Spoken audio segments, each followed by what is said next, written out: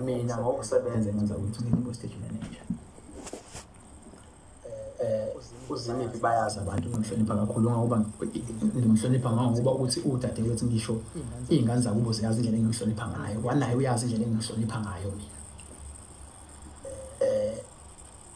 Ungiphathe kabi uma ngizwa igama lami lithinta kabuhlungu kangaka ekubeni mina ngixhumana naye.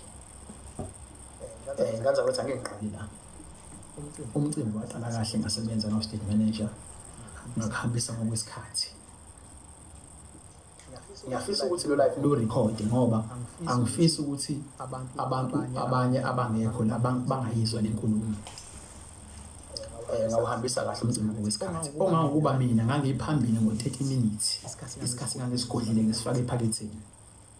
Ngenzela ukuthi noma ngabe kuthiwa khona i-assist elisele ube sure ukuthi liyadlala ngoba kuke kube inkinga la eThekwini uma kunemicimbi ngoba amaphoyisa mayesefika ethi ayavala. Uma amaphoyisa ezovala ngo-4 o'clock, amaphoyisa la eThekwini akenze sure ukuthi ngo-1:15 asefikile. Wahamba kahle umcimbi waqhubeka. Ngila ngikhona-ke manje kuthenini indaba kaMthandeni ingena kanjani. Sengifuna ukuveza-ke lokho-ke manje ngoba ikhona okusihlanganisile. Ingaza kwethu iyafika igcokama, akufiki lona, kufika uMasondo njengokujwayelekile. uMasondo uyangena uyabuza ukuthi bafowethu ubani, okuyena odidiyela istage bese yakukhathide mfoka ngobe ahamba ekukhathide. Mayakukhathide afika ukukhathide mfowethu mina ngo-MC, umuntu okuyena ophethe istage uncushela. Nangempela uMasondo eze kumina athi uMasondo, mfowethu uMthandeni kade edlala komunye umcimbi. Ngiyacela mfowethu ukuthi sesilethe, yebo ngiyavuma, kodwa ngiyacela ukuthi ngana kwethu wakhe ipeni ukuthi sikwazi ukudlala. Bese ngithi mina Masondo, ngicela ukuthi mfowethu ngoba nami ngiqashiwe, ngicela ukuthi ngiphethe abanikazi bomcimbi bathathe isinqumo bese bebela kumina.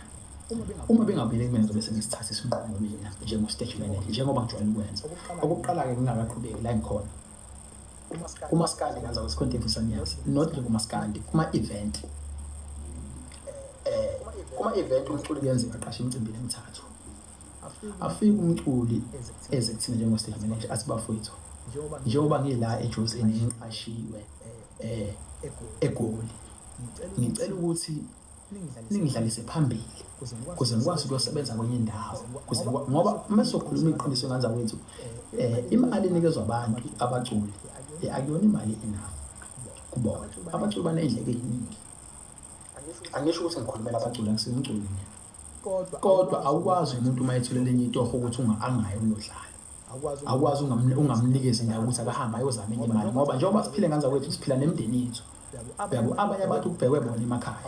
Awukwazi ukucindezela umuntu ngomuholo wakhe azothola phambili.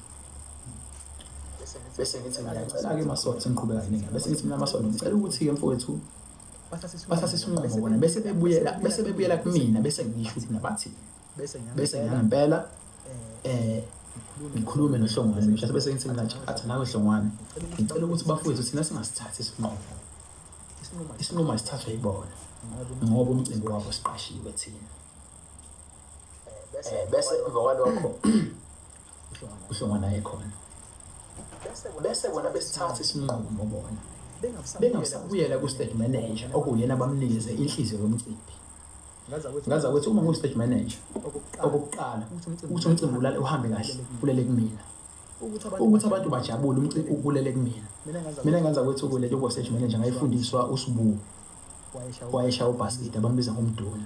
Benayo uHlongwane uChris. Ngibona abantu-ke laba bangipheka kule nto kubo-stage manager. Ngangisebenza nabo ngisemncane, ngikhumbula nje iPhucuzeka iqala ngangisebenza nabo. iPhucuzeka iyakojozini ngisebenza nabo. Ey'ndaweni ey'ningi nje ngisebenza nabo. Even ngisho kuKhahlamba uHlongwane iy'ndawo eningi nje ngisebenza nabo. Ko-Lane Big 5 ngisebenza naye. Kumgangela ngisebenza naye. Ingoma kazwelonke ama-event amaningi engingawabala ngisebenza kuwona. Ubuso wamaciko ngisebenza. Lento engifuna ukuyibhala lezo. La engikhona-ke sekuthenini-ke bese bona bethatha isinqumo bangabuyeli kumina njengo-stage manager.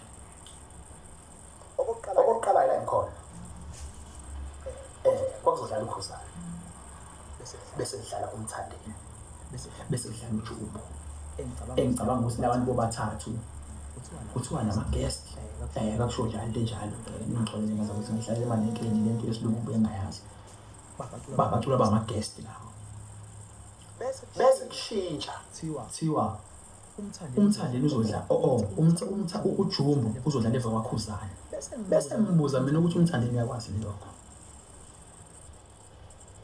okokuqala lokho vele njengoba kucashwa ngokuthi umthandeni wadlala esikhathini wafika late vele umthandeni udlala esikhathini uzodlala esikhathini ngesona sakhe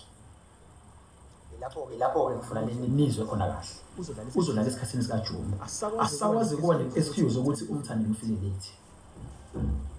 Okay, ngiqhubeke bese-ke irandi program uhamba umcimbi uhamba umcimbi badlala abaculi mabedlala abaculi bese kuphoqa ukuthi kumele estage kungene umdumazi kungene ezethalayo bese umdumazi labacula bekho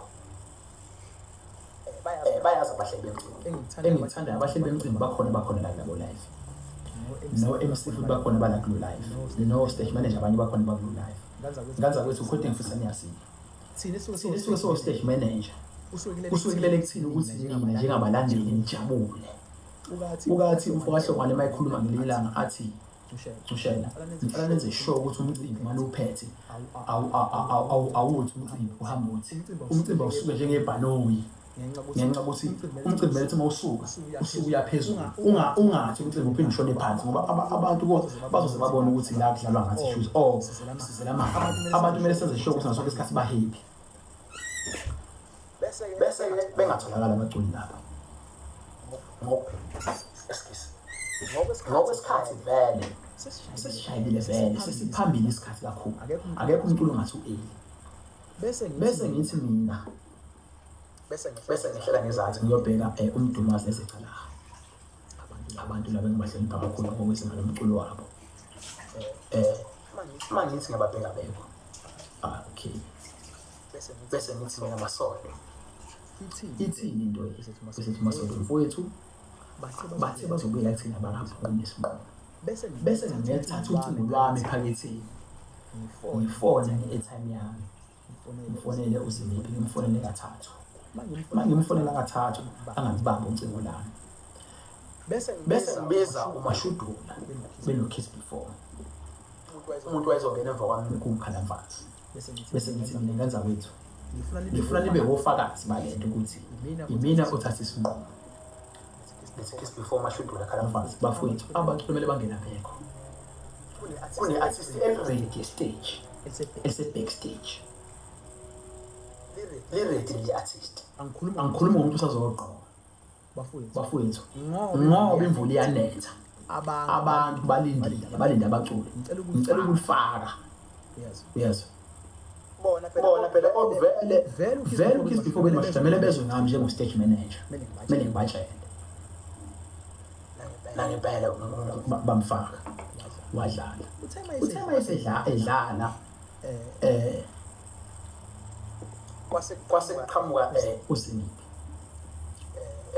uhamba phambili uyashesha ngemuva ulandela uBabajini Nkosi yami yakwaGumede kwangona ulandelwa yona bese gibele stage mayigibele stage bese icisha ingoma mina njengo-stage manager angifuni abantu babone iy'nkinga zethu ey'khona estage okokuqala mina ngangakwazi ngangingazi mina ukuthi mhlawumbe kune-trap ekhona ngomthandeni futhi ngangingazi ukuthi umthandeni akufanele adlale laphana uma kuwukuthi kunento yayikhona ukuthi umthandeni angangadlali kamele ngitshelwe mina ngoba mina umthandeni uyazi naye uyangeke adlale mina uma ngithe angadlali uyengakwenza lokho okokuqala nje umthandeni wafika kugcwalisa uqala sisemo simabhida umcimbi oqala kakhuzani loyo mina lo ngahamba ngaya kumthandeni ngakhuluma naye wathi mina uzongena ingoma ukuthi abonge umcimbi uthi impumelelo ngase ngithi mina akufanelele ukuthi udlale wanginalela mina. You're joking. Sounds great.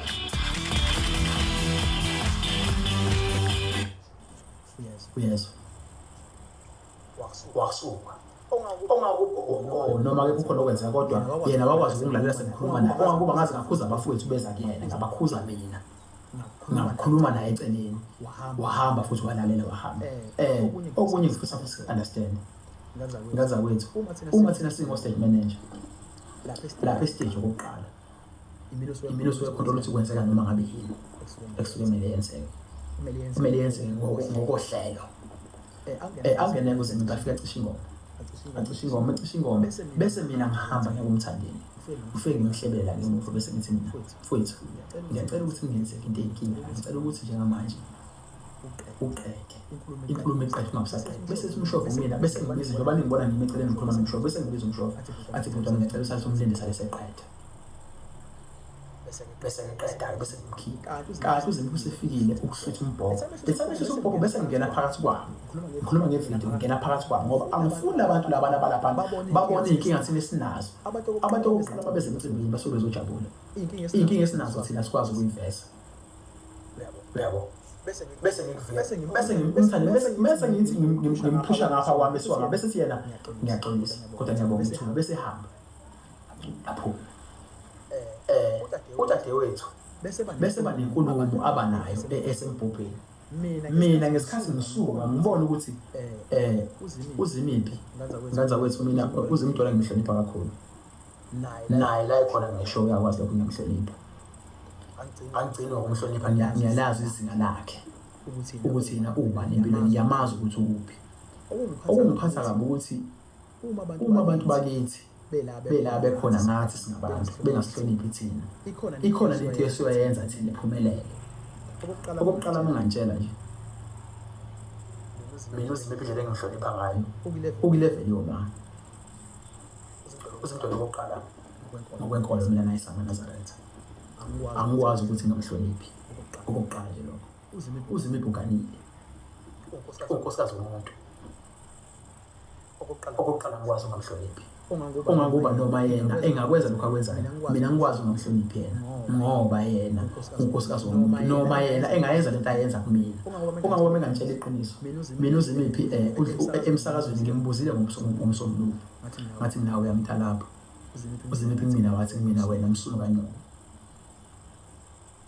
mina uZimdola ongithuke ngomawani. Ngasho kuyena ngifuna nonke niyibuke lento nibuke ukuthi lento ngaphendula ngathini kuyena mina ngifuna ifundwe nina.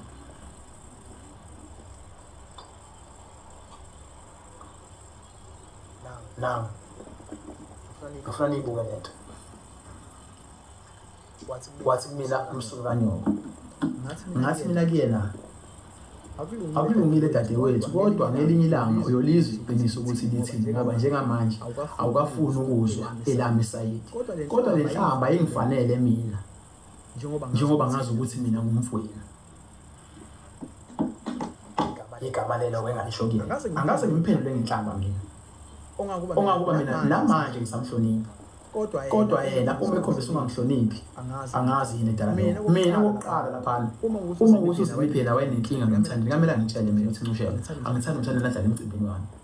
Mina okokuqala into engiyenzayo ngithi ngiyenza ngoba ngazi ukuthi uZimiphi umother of all zonke iy'ngane zakhe kumele zenze ayiphathe ngendlela eyodwa njengoba enodadewethu mina kumele ngimkhafe uma ngisuka-ke stage kade ethi yena Fuseke sengiyakuyena mina ngithi mina Zimiphi uyi-public figure wena awukwazi ukukhuluma nomuntu ngale ndlela okhuluma ngayo. Okokuqala kunabantu la bese sifuseke wena esho kumina mina njalo into engiyenza ngisiza yena njengomuntu wakithi kodwa yena mina ngiyinto engelutho kuyena anginankinga ukungabi lutho kuyena mina ngiqala ukusebenza nge-mother of all. Mina ngenza kwethu imicimbi eminingi ayikho imicimbi engasebenzi kuyona ngamaskandi ayikho imicimbi engasebenzi kuyona ngamaskandi kodwa ngenza kwethu uma igama lami lizophathwa ngale ndlela liphathwa ngayo ngisho obaba